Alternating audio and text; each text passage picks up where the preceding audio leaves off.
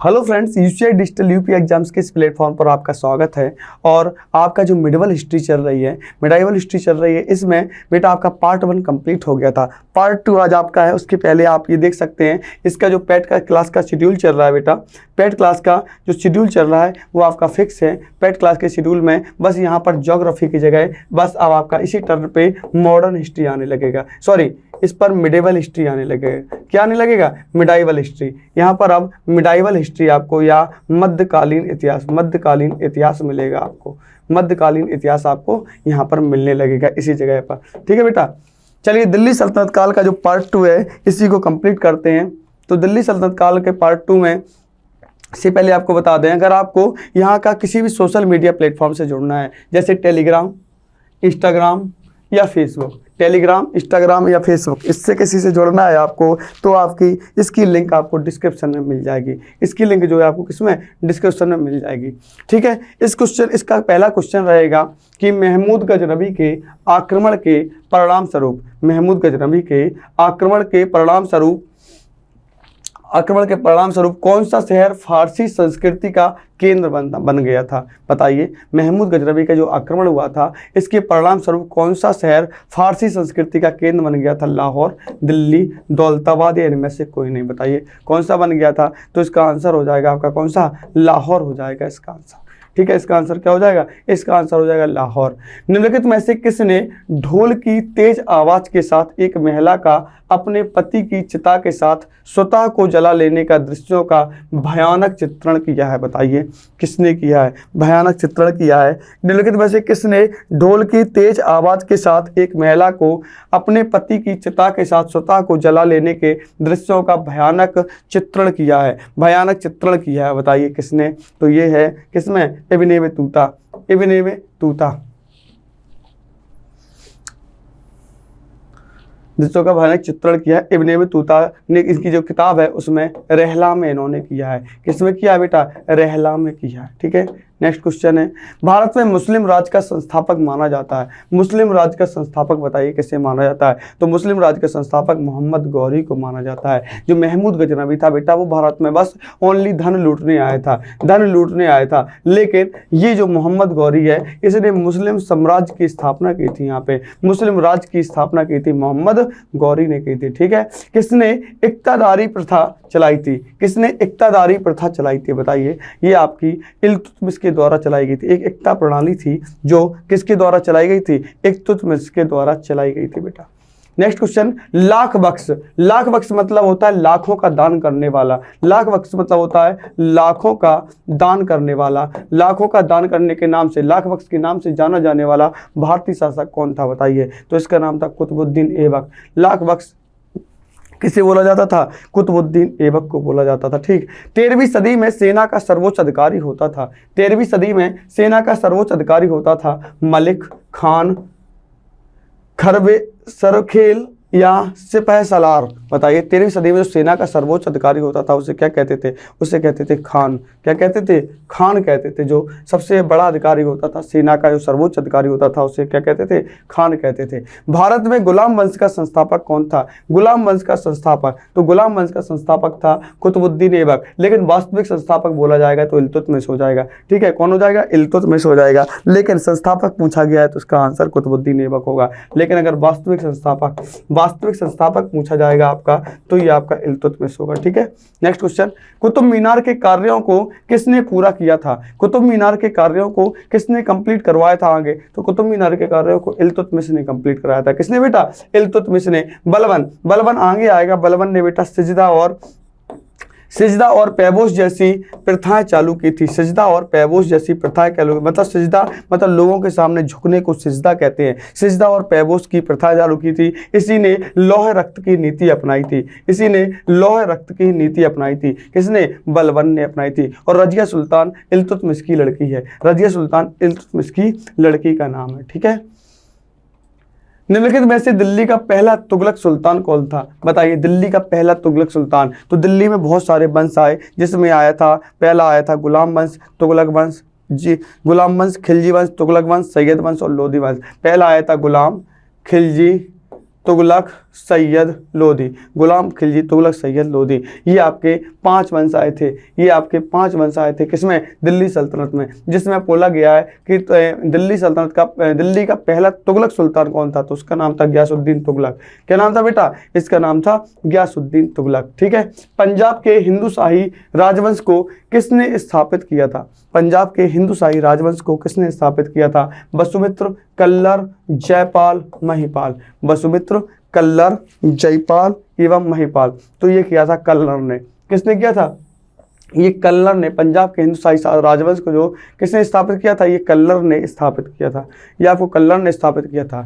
वह रोमन सम्राट ऑगस्टस की भांति सावधान था कि वह दूसरों की तरह शक्तिशाली न लगे और वह दूसरों के स्तर से अधिक न लगे। यह संदर्भ किसका है? बताइए, यह संदर्भ किसका है? तो यह संदर्भ है बहलोल लोधी का। किसका संदर्भ है? ये है आपका किसका? बहलोल लोधी का है। ठीक है।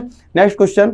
अच्छा, इसके पहले देख लीजिए, अगर आपको कोई भी कोर्स परचेज करना चाहते हैं आप UCI का, तो कोर्स परचेज करने के लिए आपको रेविंग लर्निंग कैंपस या काबिल ऐप, ये 2 ऐप्स डाउनलोड करने होंगे। वो आप गूगल प्ले स्टोर से डाउनलोड कर सकते हैं। इसको आप गूगल प्ले स्टोर से डाउनलोड कर सकते हैं और कोई भी कोर्स इससे परचेज कर सकते हैं। जैसे NDA है, अग्निवीर है, ठीक है, बहुत सारे, और जैसे गूगल ल्यूसेंट के कोर्सेज चलाए जा रहे हैं, उसको आप परचेज कर सकते हैं। ठीक है बेटा। हाँ, जैसे ल्यूसेंट का कोर्स है जो हिंदी में मात्र 199 रुपये में 6 मंथ के लिए बेटा, इसमें कॉन्सेप्ट, एक्सरसाइजेज, डाउट क्लियरिंग सारे करवाए जाएंगे। इसकी जो फी रखी गई है मात्र 199 रुपये।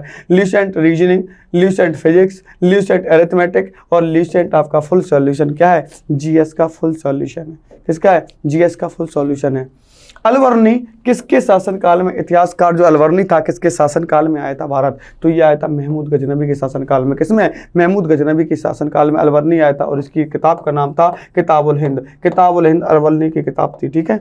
Next question. निम्नलिखित में से कौन सा शासक दास गुलाम या राजवंश से संबंधित है? दास गुलाम या राजवंश से संबंधित है तो बता सकते हैं। जो गुलाम वंश से संबंधित था वो था इल्तुतमिश, कुतुबुद्दीन ऐबक, बलबन, इन सब, ये सब किससे थे? ये गुलाम वंश से थे। और हुमायूं, अकबर, शाहजहां, ये सब आ जाएंगे मुगल वंश से रिलेटेड आ जाएंगे। ठीक है।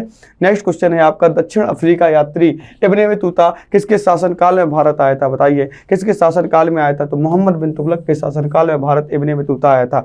MBT के काल में इब्ने बतूता भारत आया था और इसकी पुस्तक थी रहला। इसकी पुस्तक का नाम था क्या? इसकी पुस्तक का नाम था रहला। इसे ही अरब जगत का मार्को पोलो कहा जाता है। Next question.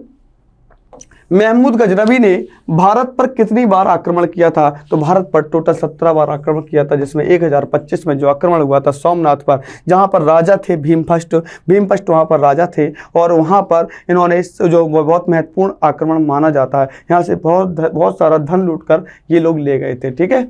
नेक्स्ट क्वेश्चन हो जाएगा, किसने अपने आप को खलीफा घोषित किया था? किस राजा ने अपने आप को खलीफा घोषित कर लिया था? तो बताइए, ये मुबारक शाह खिलजी जो थे, खिलजी से मुबारक शाह खिलजी थे, इन्होंने अपने आप को खलीफा की उपाधि धारण कर दी थी। किसने? मुबारक शाह खिलजी ने। लोधी वंश का संस्थापक कौन था? बताइए, लोधी वंश का जो संस्थापक था उसका नाम क्या था? बहलोल लोधी। लोधी वंश का जो संस्थापक था उसका नाम था बहलोल लोधी। कौन था लोधी वंश का संस्थापक? तो लोधी वंश का संस्थापक था बहलोल लोधी। भारतीय इतिहास में बाजार नियमों नियंत्रण पद्धति की शुरुआत किसने की थी? बताइए, बाजार नियंत्रण प्रणाली, सीधा पूछा जाता है, बाजार नियंत्रण प्रणाली किसने चलाई थी? तो ये चलाई थी आपके अलाउद्दीन खिलजी ने बाजार नियंत्रण प्रणाली चलाई थी। इसने बाजार नियंत्रण पर बहुत सख्ती से शासन किया था और इसमें यह कहा गया था, इसने कहा था कि जो कोई भी अगर किसी भी चीज़ को बेईमानी करता है तो उसको, उसके शरीर का उस अंग को, किसी चीज़ को काट कर उसको बराबर कर दिया जाएगा। मान लीजिए आप मार्केट में कोई सामान लेने गए,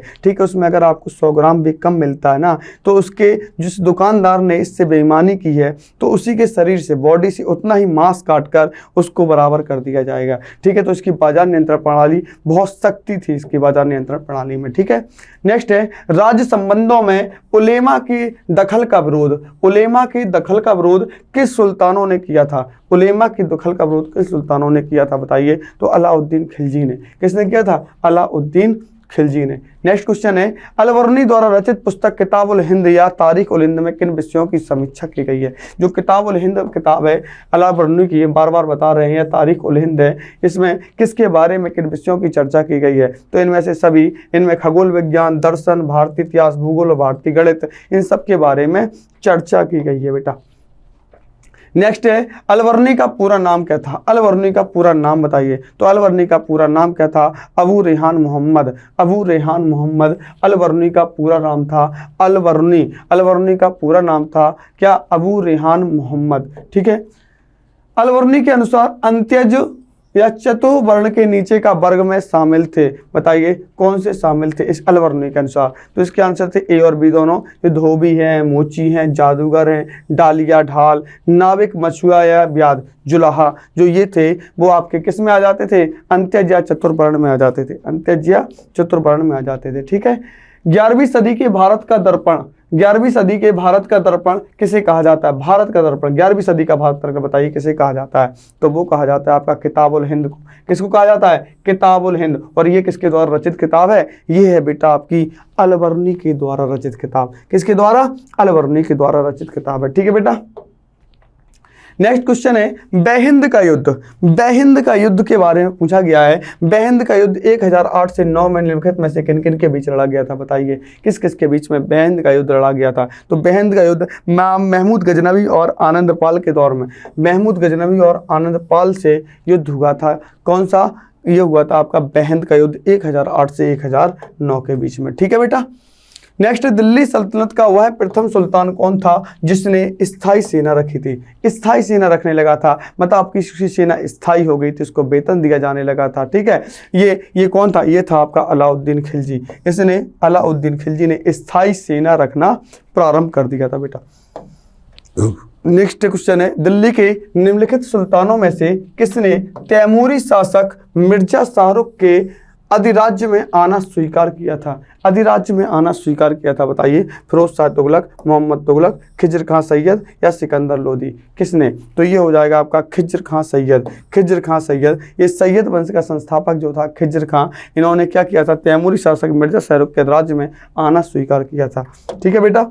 नेक्स्ट क्वेश्चन, आपको पहले बता दें कि अगर आप एनडीए का कोर्स परचेज करना चाहते हैं तो इसकी वैलिडिटी बेटा अगर 6 मंथ रहेगी और इसकी जो फ़ी है, इसकी फ़ी है मात्र 3000। इसकी जो फ़ी रखेगी मात्र 3000 और इसमें 6 मंथ का ऑनलाइन सब्सक्रिप्शन, कॉन्सेप्ट्स, एक्सरसाइज और डाउट क्लियरिंग और 600 प्लस घंटे के रिकॉर्डेड वीडियो दिए जाएंगे। मात्र ये मात्र 3000 में इसका है। अगर आप इसी चीज़ को 1 ईयर के लिए वैलिड करवाना चाहते हैं, 1 ईयर के लिए वैलिड करवाना चाहते हैं तो ये बदल के 1 ईयर हो जाएगा बस, और इसकी फ़ीस जो है वो 5000 हो जाएगी।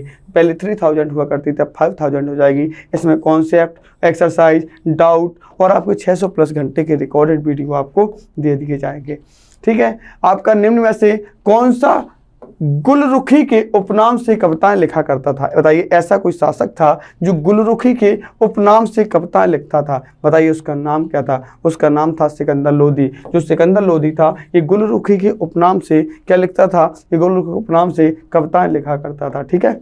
नेक्स्ट क्वेश्चन, निम्न में से कौन सा कथन बलवन के संबंध में असत्य है, बताइए। जो बलवन के संबंध में असत्य है, उसने चालीसा दल से संबंधित सामंतों का दमन किया था। देखो इल्तुतमिश ने एक दल चलाया था जिसका नाम था चालीसा दल और इसको बलवन ने खत्म कर दिया था, ये सही है। कानून एवं व्यवस्था की बहाली के लिए उसने लौह एवं रक्त की नीति अपनाई थी, ये भी बिल्कुल सही है। उसने केंद्रीय सैन्य विभाग दीवान अर्ज की स्थापना की थी, इसे ये भी सही है। तो इसमें से कोई नहीं, इसका आंसर हो जाएगा इनमें से कोई नहीं। दीवान अर्ज विभाग की स्थापना बलवन ने की थी, ऐसा कोई भी असत्य नहीं है। ये तीनों काम किसने किए थे, बलवन ने ये तीनों काम किए थे। दिल्ली पर शासन करने वाला निम्न वंशों की सही कालक्रम बताइए। तो पहले आया था गुलाम वंश, खिलजी वंश, तुगलक वंश, सैयद वंश, उसके बाद लोधी वंश। 1 2 5 4 3, 1 2 5 4 3 option number 1, 1 2 5 option number B हो जाएगा, सॉरी 1 2 5 4 3 आपका ये आंसर हो जाएगा। ठीक है। मोहम्मद गौरी के आक्रमणों को निम्न में से कौन सा परिणाम नहीं हुआ है, पंजाब से लेकर बंगाल तक फिर से उत्तरी भारत पर एक केंद्रीय सत्ता के अधीन हो गया, या भू राजस्व से प्राप्त आर्थिक साधन अप्रत्यक्ष रूप से शासक के हाथों में केंद्रित हो गया, उत्तरी भारत में एक नगरीय क्रांति का सूत्रपात हुआ, इनमें से कोई नहीं बताइए। तो इसमें आंसर ये आपका ऑप्शन नंबर ए सही हो जाएगा। क्या ऑप्शन नंबर ए सही हो जाएगा। ठीक है। आज के लिए बेटा इतना ही रखते हैं और दिल्ली सल्तनत का शायद एक वीडियो और आएगा आपका और दिल्ली सल्तनत आपका खत्म हो जाएगा। ठीक है। आज के लिए इतना ही। Thank you so much. देखते रहिए, लाइक करिए, शेयर करते और सब्सक्राइब करते रहें। ठीक है।